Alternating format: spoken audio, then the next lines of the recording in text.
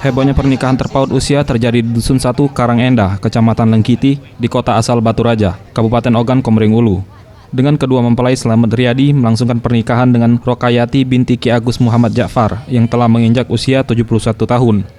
Pernikahan nenek yang diketahui telah memiliki beberapa cucu ini terjadi 2 Juli 2017 lalu.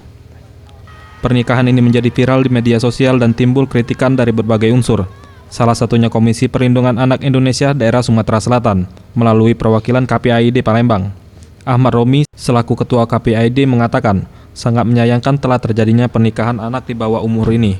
Dan hal ini melanggar hukum dan undang-undang pernikahan untuk remaja yang berusia 16 tahun seharusnya masih berada di bangku sekolah. Terkait jiwa dan emosi yang masih labil, peran orang tua sangatlah penting.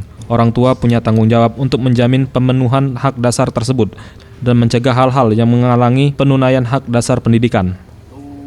Anak di bawah umur itu jelas satu pelanggaran hukum ya. Mencapai usia 19 tahun dalam undang-undang perkawinan menikahi seorang nenek-nenek umur 71 tahun. Jadi ini termasuk pernikahan yang aneh dan di luar batas standar.